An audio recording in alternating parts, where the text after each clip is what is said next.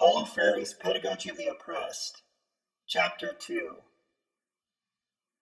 Freire begins this chapter by stating that education suffers from a narration sickness, which he says has a narrating subject, the teacher, and patient listening objects, the students. The contents, whether values or empirical dimensions of reality, tend in the process of being narrated to become lifeless and petrified. The picture that Freire describes is as follows. The teacher talks about reality as if it were motionless, static, compartmentalized, and predictable. Or else he expounds on a topic completely alien to the existential experience of the students. His task is to fill the students with the contents of his narration, contents which are detached from reality, disconnected from the totality that engendered them and could give them significance. Words are emptied of their concreteness and become a hollow, alienating verbosity. He argues that this style of teaching only requires rote learning and memorization, which turns students into containers or receptacles, simply to be filled by the teacher. Freire states that the measure of success is determined by how well the teacher fills the receptacles, and how more meekly the receptacles permit themselves to be filled, the better students they are. He borrows terminology from the world of banking, calling students depositories and the teacher the depositor. Freire says, in the banking concept of education, knowledge is a gift bestowed by those who consider themselves knowledgeable upon those whom they consider to know nothing, projecting an absolute ignorance onto others. A characteristic of the ideology of oppression negates education and knowledge as processes of inquiry. In this sense, the banking concept of education does not include inquiry or praxis, which is the reflection-action process applied through critical consciousness.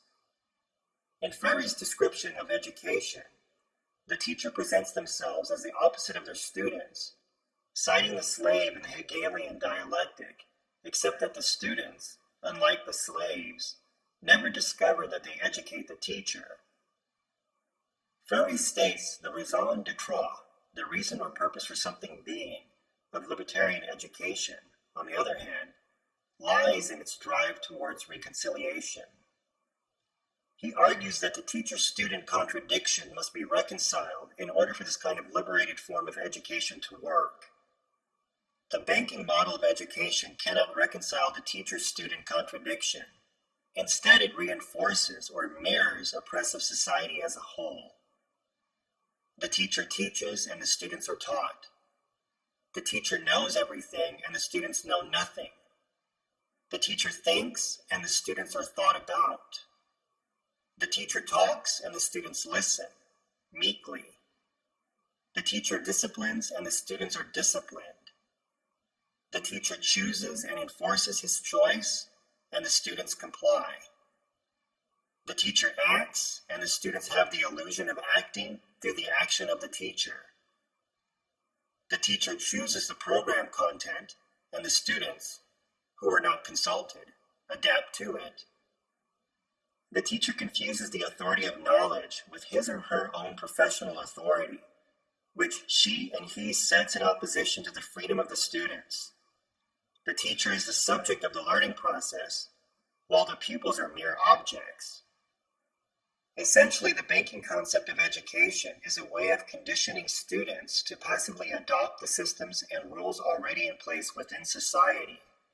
The main goal is for the oppressors to minimize or annul the students' creative power, and to stimulate their credulity serves the interests of the oppressors, who care neither to have the world revealed nor to see it transformed. Explaining the banking concept of education, Freire cites Simone de Beauvoir, saying the interests of the oppressors lie in changing the consciousness of the oppressed, not the situation which oppresses them. For the more the oppressed can be led to adapt to that situation, the more easily they can be dominated. This approach to education places oppressed individuals within a paternalistic social action apparatus, within which the oppressed receive the euphemistic title of welfare recipients. In this sense, Freire argues, the oppressed individuals are labeled in a way that describes them as marginal persons who deviate from the general configuration of a good, organized, and just society. Thus, these marginals need to be integrated, incorporated into the healthy society that they have forsaken. He claims that integration into the structure of oppression is not the solution, but rather what is needed is for students to engage in conscientization, which is critical consciousness, to transform that structure so that they can become beings for themselves. However, conscientization threatens the oppressor's goals that foster their form of humanism in the banking concept of education, which is to mask the fact that this approach is used to turn women and men into automatons.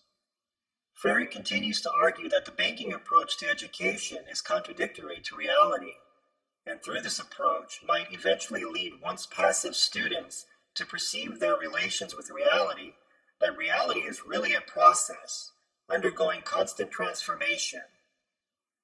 For men and women in the banking model of education must eventually perceive this contradiction, and then engage themselves in the struggle for their liberation.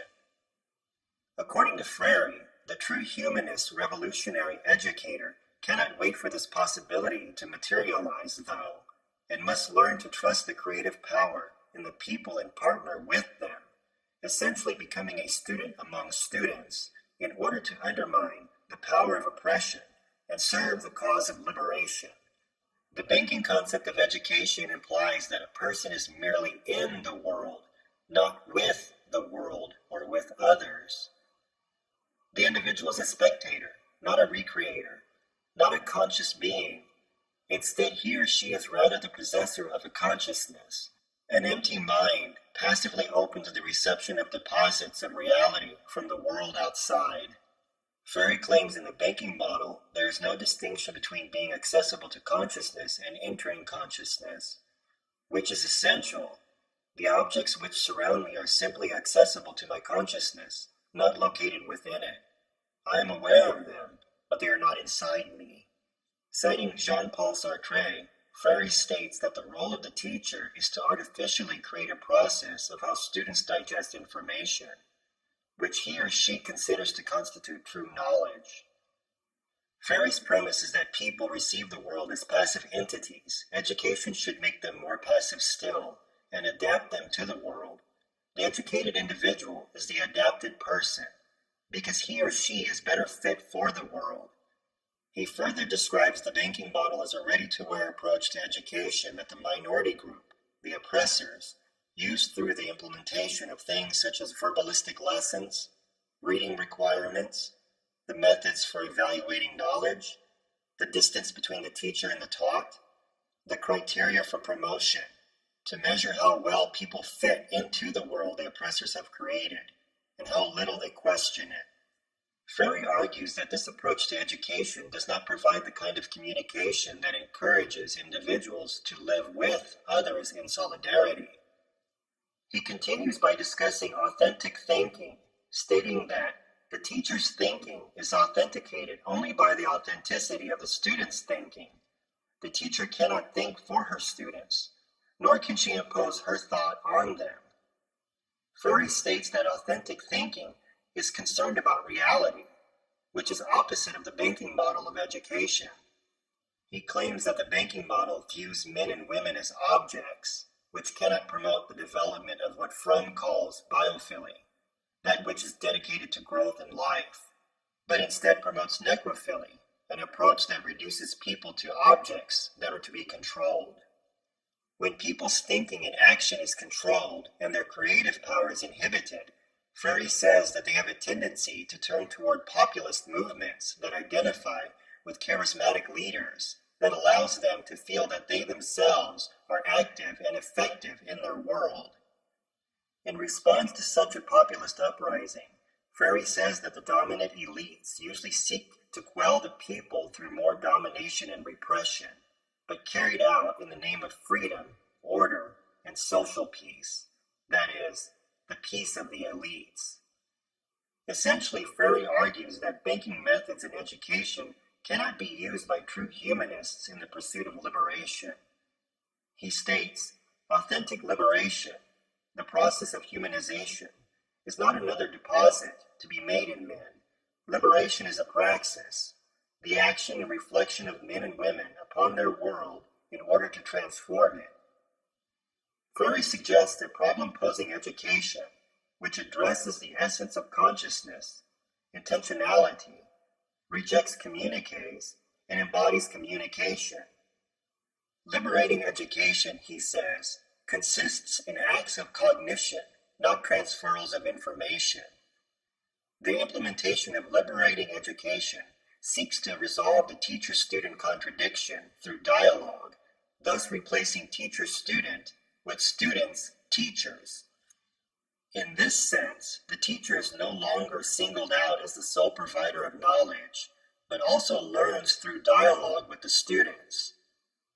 The authority no longer is solely possessed by the teacher in a liberation model of education, but instead, people teach each other, mediated by the world. In this model, the teacher is always cognitive, whether preparing a project or engaging in dialogue with the students. Freire explains the problem-posing model of education this way. The problem-posing educator constantly reforms his reflections in the reflection of the students. The students, no longer docile listeners, are now critical co-investigators in dialogue with the teacher. The teacher presents the material to the students for their consideration and reconsiders her earlier considerations as the students express their own. The role of the problem-posing educator is to create, together with the students, the conditions under which knowledge at the level of the doxa is superseded by true knowledge at the level of the logos. The difference between problem-posing education and the banking model is that the problem-posing model strives for the emergence of consciousness and critical intervention in reality. The problems that students are posed relate to themselves in the world and with the world. Thus, they find the problems challenging not only in a theoretical way, but also in a larger context, thus allowing for a critical consciousness to develop. Freire states, their response to the challenge evokes new challenges, followed by new understandings, and gradually the students come to regard themselves as committed. He cites Sartre in his discussion on consciousness, providing the example of a peasant responding to his educator's question, if all men and women were to die, and the earth and everything on it was renamed, would it still be a world? The peasant's response is no, since there would be no one around to call it a world.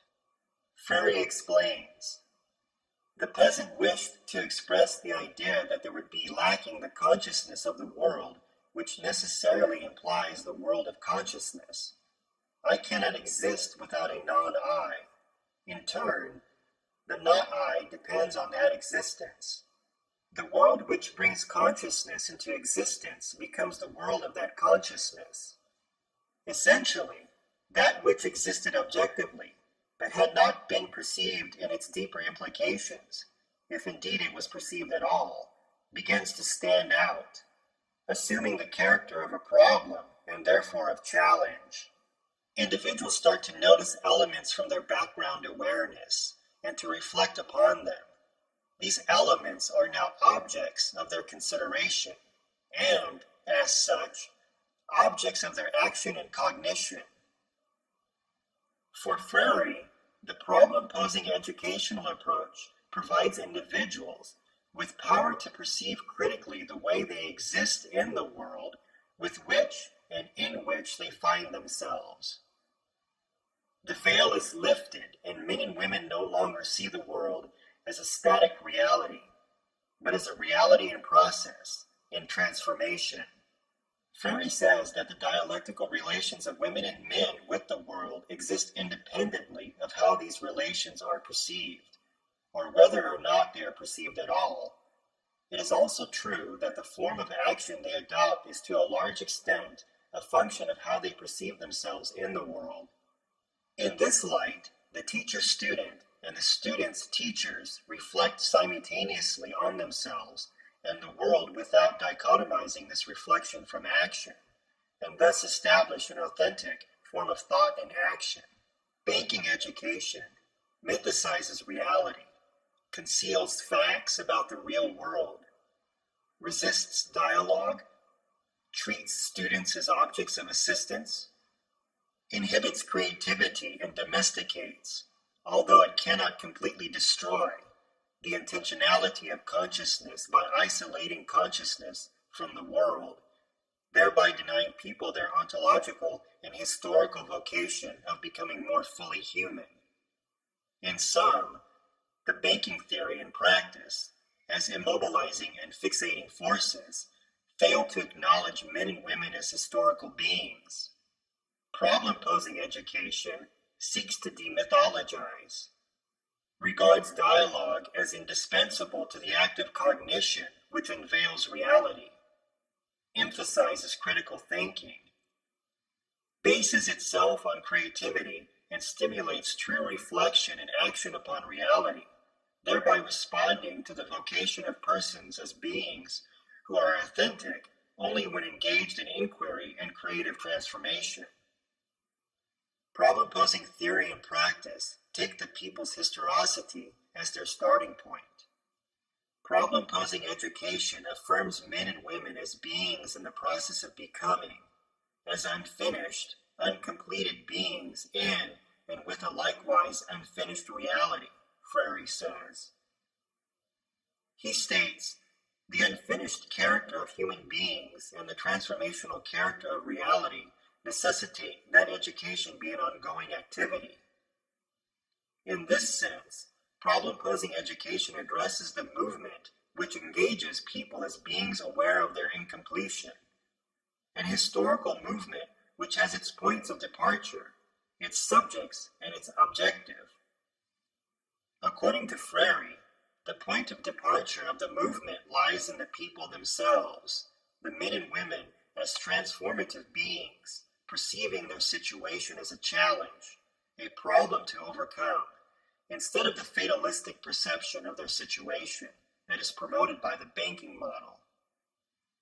This movement of inquiry must be directed towards humanization, the people's historical vocation. The pursuit of full humanity, however, cannot be carried out in isolation or individualism, but only in fellowship and solidarity. Therefore, it cannot unfold in the antagonistic relations between oppressors and oppressed, Freire claims. Attempting to be more human individualistically leads to having more egotistically, a form of dehumanization. He continues, not that it is not fundamental to have in order to be human, precisely because it is necessary, some men's having must not be allowed to constitute an obstacle to others' having, must not consolidate the power of the former to crush the latter. Freire concludes the chapter stating, problem-posing education, as a humanist and liberating praxis, posits as fundamental that the people subjected to domination must fight for their emancipation. To that end, it enables teachers and students to become subjects of the educational process by overcoming authoritarianism and an alienating intellectualism. It also enables people to overcome their false perception of reality. The world, no longer something to be described with deceptive words, becomes the object of that transforming action by men and women, which results in their humanization. Problem-posing education does not and cannot serve the interests of the oppressor. No oppressive order could permit the oppressed to begin to question why. While only a revolutionary society can carry out this education in systematic terms, the revolutionary leaders need not take full power before they can employ the method. In the revolutionary process, the leaders cannot utilize the banking method as an interim measure, justified on grounds of expediency, with the intention of later behaving in a genuinely revolutionary fashion. They must be revolutionary, that is to say, dialogical, from the outset.